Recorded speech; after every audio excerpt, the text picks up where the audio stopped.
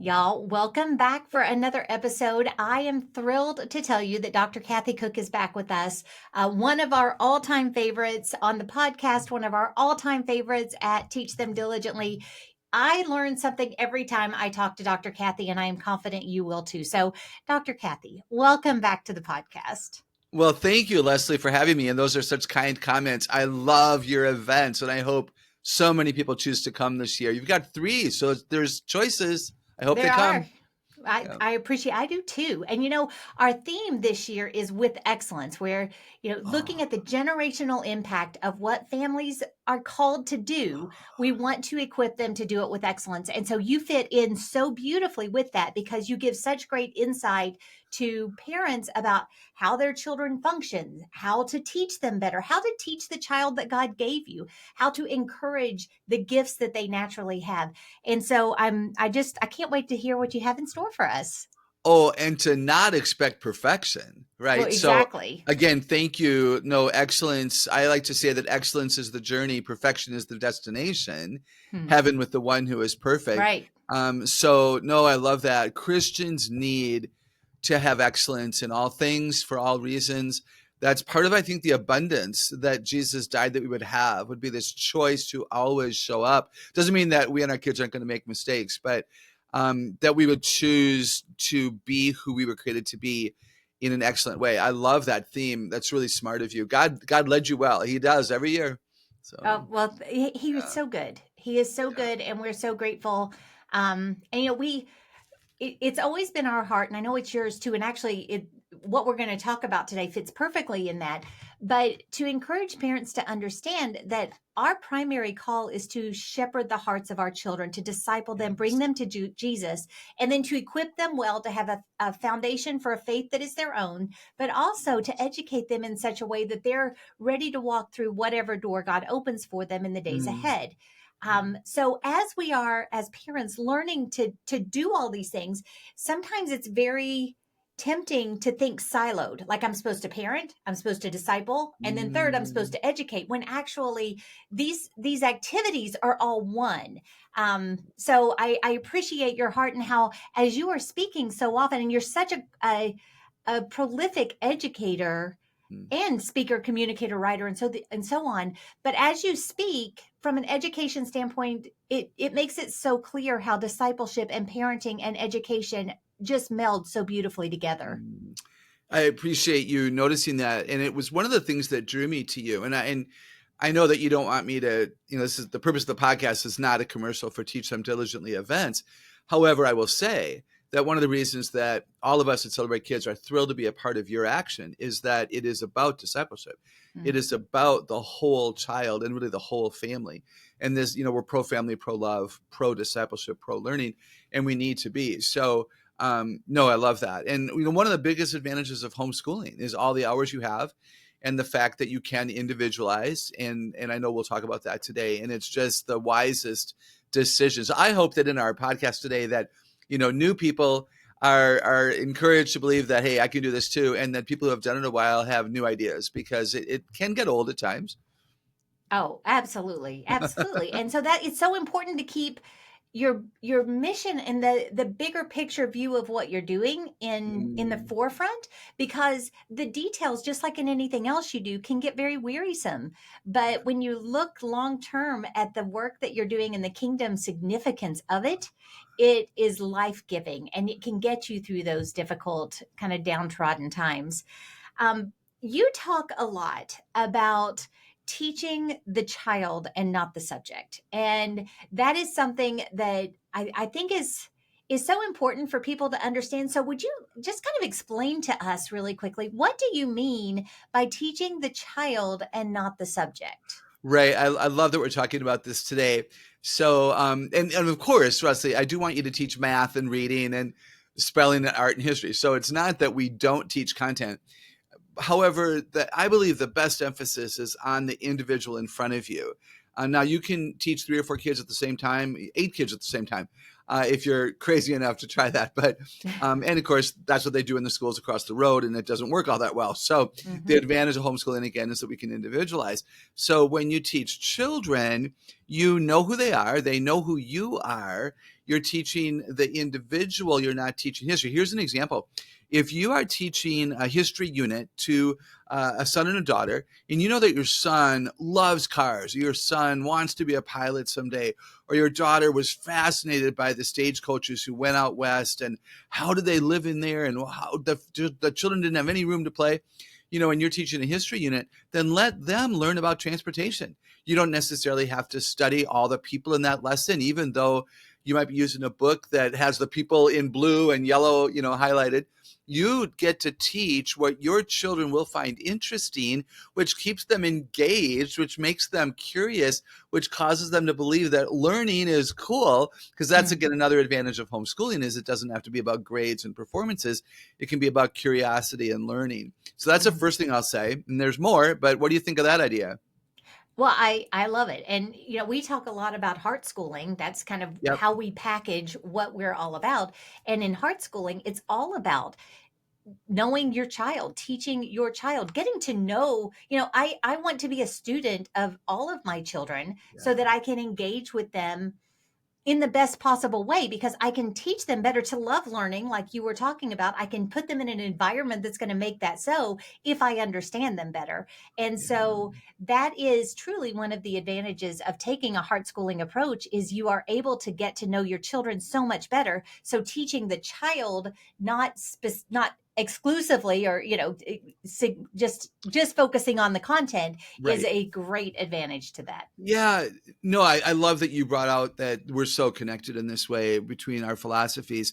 So, yeah, teaching the children, not teaching the subject of the content, so we can individualize. So again, I can talk more about transportation in this history unit than maybe the textbook I'm using suggested that I would, because that's what I know my kids care about. We can also individualize the pace, where we get to spend 2 weeks on something that maybe the curriculum guide we're using would suggest would have been 3 days, but our kids are enjoying it, and we find a way to add other curriculum content into it, so that we've got math and science and history and nutrition all happening at the same time. And you can also individualize the assignments. Let's say if you have a son or daughter who's really into art and you want them to summarize the most important things that they've learned in the transportation unit, let them make a mural and then let them share it with a grandpa, over FaceTime. If you have a child who's really a body smart, logic smart, loves to work with his hands, let him build a diorama of something that he found that was intriguing. If you have a budding poet, let her, take the main content of the unit and create a poem, and you evaluate her understanding of the unit based on the details that she has in her poem. So when you individualize, the kids know that they're important, and they understand that, mommy values me, and that changes everything. Oh, absolutely. In fact, as I have studied, and so empirically I've seen it happen, and then I've actually done some research, you see over and over that when you teach to the child, you actually take the time for the detours. You take the time even Mm, to spend the time getting to know them. So you're having those heart conversations. You're taking those discipleship moments. What happens is not that academics suffer for it, but rather you see academics getting better, because they're actually learning. They're actually engaging with the content when they are approached with it in a way that is far superior to just sit in a desk and be lectured at all the time. Oh, so I mean, like, preach it, Leslie, because again, these are the things that make homeschooling unique. And these are Mm, reasons that I think people want to home educate, but they maybe don't realize, again, and what a privilege to be here with you, that you have all the freedom in the world. I like to say wherever I go that teachers teach, books do not. So the mm, mom and the dad, the teacher, the co-op leader, the people teach, books don't teach, books inform. But the teaching requires an active participation between, two or more people. So you're exactly right. And when we individualize and we celebrate the kids and we're teaching what they want to know, then it's relevant, right? It's relevant to them. And when it's relevant, they're going to be more successfully able to apply it.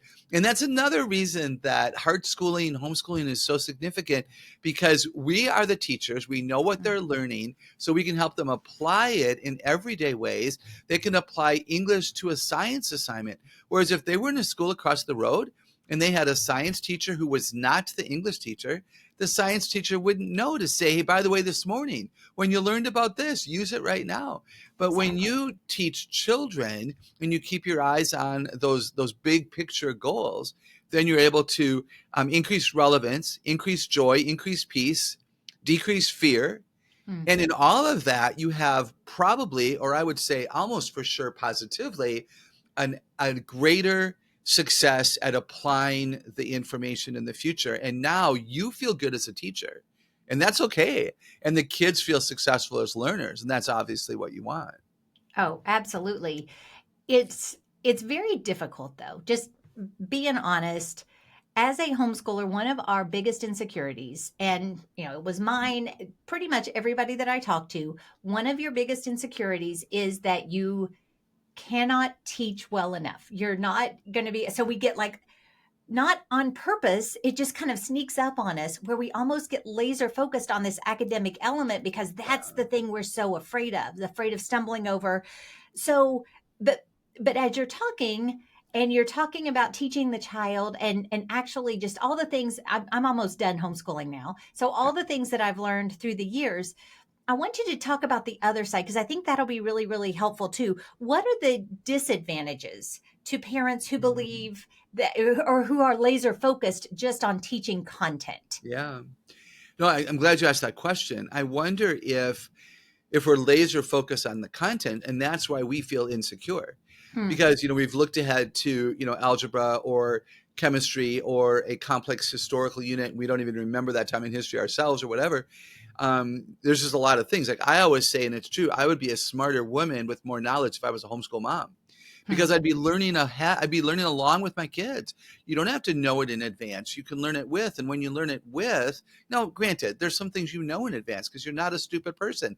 And then when you learn with the children, they will respect you. You'll be able to model resiliency and humility and joy when you Hmm. have this epiphany in the middle of a unit. You go, wait, I never knew that before. And they'll see that you're responding with this joy because learning matters, which of course, again, biblically, hold on to instruction, guard it well, for it is your life. Grades are not your life, but Hmm. instruction is your life and learning is your Hmm. life. So I think a disadvantage of content being the emphasis is that could be where our insecurity and our fear comes from. I also think, Leslie, I think it's a source of anger, because if we're just focused on, get 20, would you get page 22 done? Why haven't you finished page 22? I don't understand why it's taking you so long. I think that's more likely. And again, grace and space for everyone. If that was your morning, we get it. Because, kids need to, be diligent and use effort and humility and ask for help. And, they're distracted just like kids across the road are. And yet again, you're going to have more success here, but don't beat yourself up when that happens. Hmm. However, I do think that if content is king, you are more stressed by performance and by Hmm. completing work. You know what, Leslie? Completing work never changed anybody, Yep. right? It's the learning that happens that gets rooted, which is why I love the heart centered approach. Yeah. It's so easy to get um, to really get mired in the mindset of that completion or the check boxes that come along with what your planner says. And it's very easy when you do that to allow really lesser things to put friction points in your relationship with your Mm, children yeah. when you are focusing on you have had an hour and a half to do this math worksheet. What in the world is wrong with me? You're being disobedient. You're doing this. You're doing that. You're doing all. So Yeah. now all of a sudden, what could very well be a hard issue that needs to be dealt with is almost Oh, belittled to just centering around this worksheet, and it kind of disrupts the natural flow of what you're doing. Whereas if you look at what's underlying those things and you actually recognize this math worksheet is important, but it's not nearly as important as the rest of what's going on here. And you walk away, you deal with what's going on. You can always come back and finish the worksheet, but you could lose that moment to go for the heart of your child if you're so laser focused on the checkbox there. totally, totally. And again, this is where we help newer people understand that there is no timeline here, right? Yeah. Like one of the freedoms that you have as a homeschooling family is you're never behind. You Hmm. don't have to keep up with the Joneses. It doesn't matter if you are on unit 4 in October and a homeschool co-op friend is on unit 6. You teach your children in the way that they are capable of learning, and you celebrate all of who they are. And when you do pull them aside and you put the math book down and you say, well, let's have a conversation. What's going on here? Like, where's the fear coming from? Where you lost the joy. Go out and play for 15 minutes, then come Yeah. back in and let's have a conversation. It Yeah. makes a difference.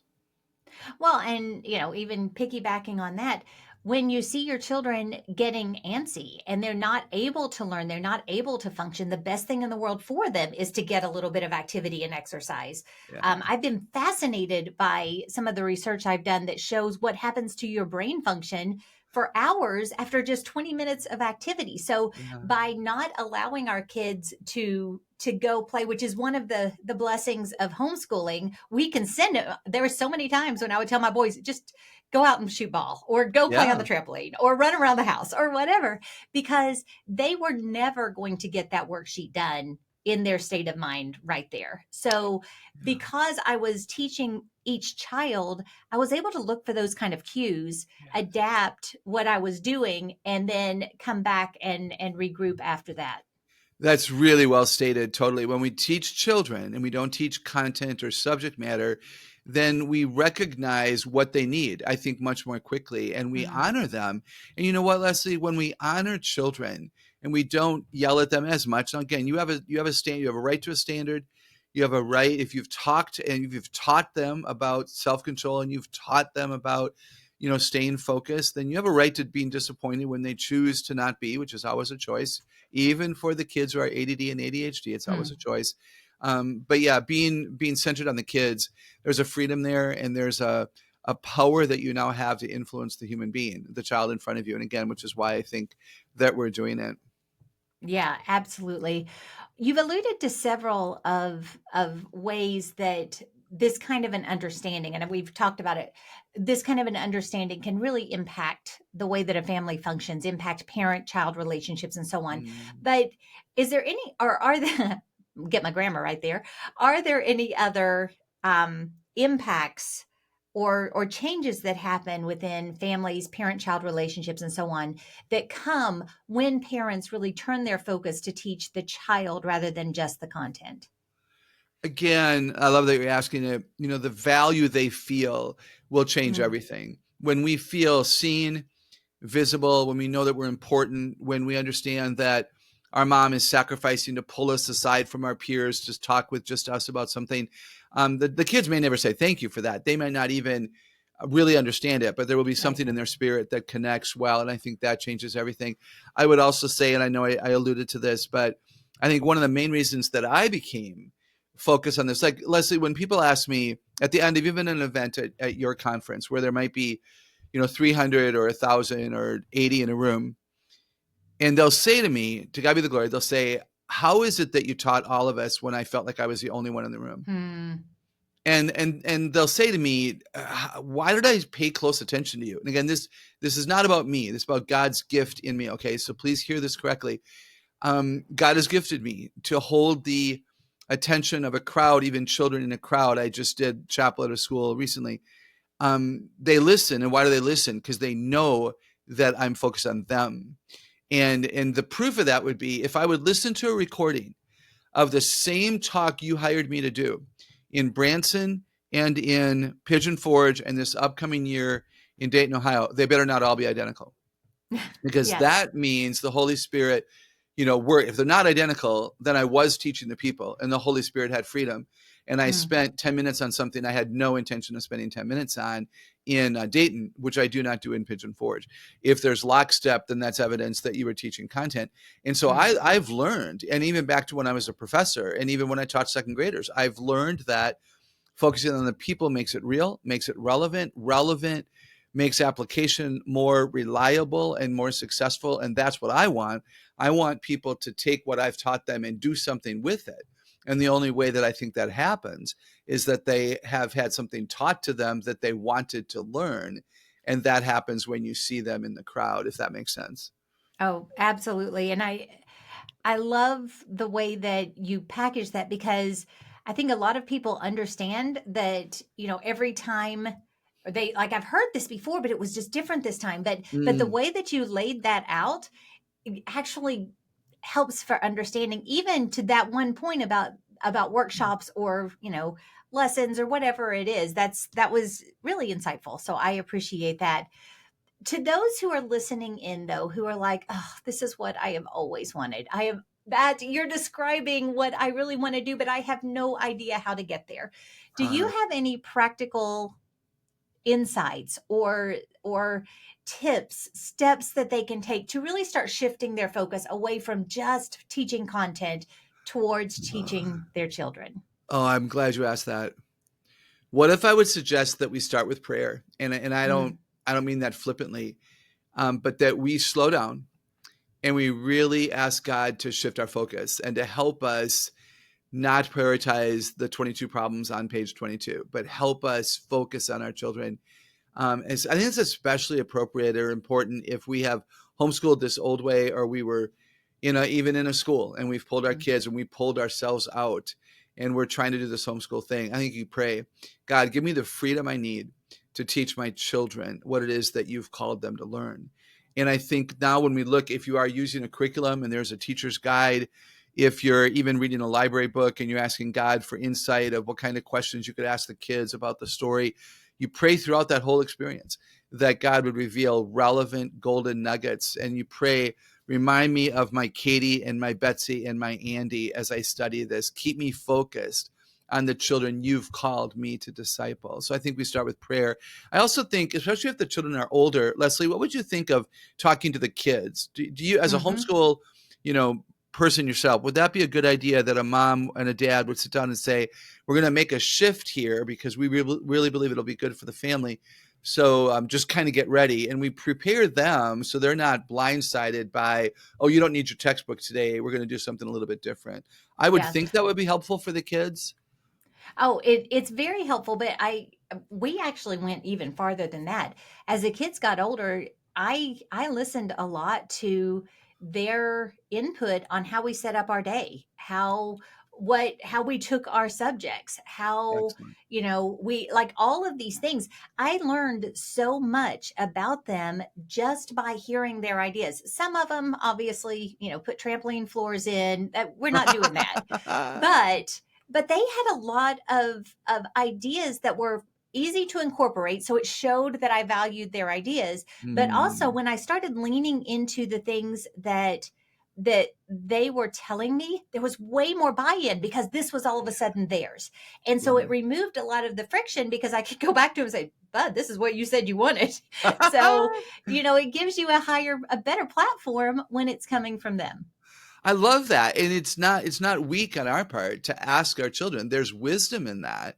Because again, don't you want a cooperative spirit, and don't you want them Hmm. to know, hey, you matter to me, and we're gonna try to do what would be best for you. I know of some families where the kids they just wanted the subjects taught in a different order, Right. and they had a reason, and it wasn't a hard thing for the mom to do, and the mom never knew. And as soon as she listened and made a shift or an adjustment, what did she get? An attitude adjustment from the kids. And again, Exactly. they felt honored, which is important. I love that. Yeah.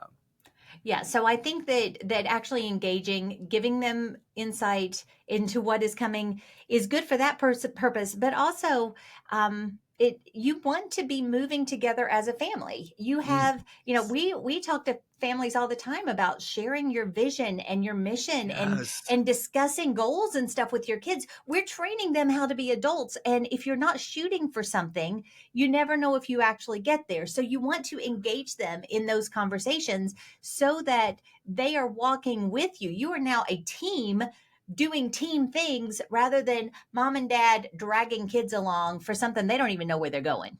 Oh, I love you so much. I've been talking more and more about what are your values and do your Yeah. children know? So in Hmm. my new book on character development called Parent Differently, I write about it in that book. I've written about it in several other books. That what do you stand for? What are your values and why? And do your kids know? Where does your money go beyond the tithe? Do you give offerings? And have you sat down with your kids and told them why you chose this ministry or this individual person or this cause and not another? Have Mm. you shared with them why you go to the traditional service and not the contemporary? Like, what are your values that are even showing up there?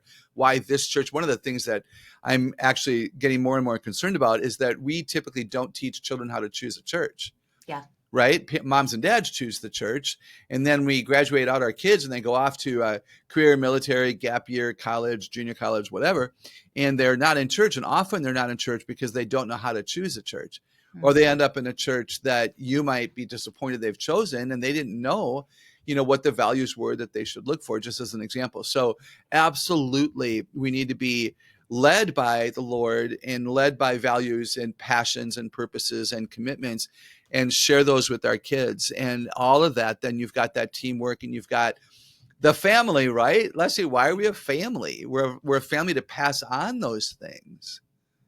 And it really works so naturally. I think Mm, we've mystified this in a way to where good. we've made it seem like it's hard and complex, but actually it's God's creation. It's not chaotic, it's not confusing, it's very straightforward. And it really, when you focus on the hearts of your children and actually put that parenting and discipleship element in the top slot instead of academics in the top slot, it straight lines all of this out, and it makes it so much more natural and easy to function as a family, to grow together, to learn together, to love talking about things, to pass on what God has called you to and give them a foundation for their faith and all these other things. So it really grieves me that so many have made it so complicated when it really isn't.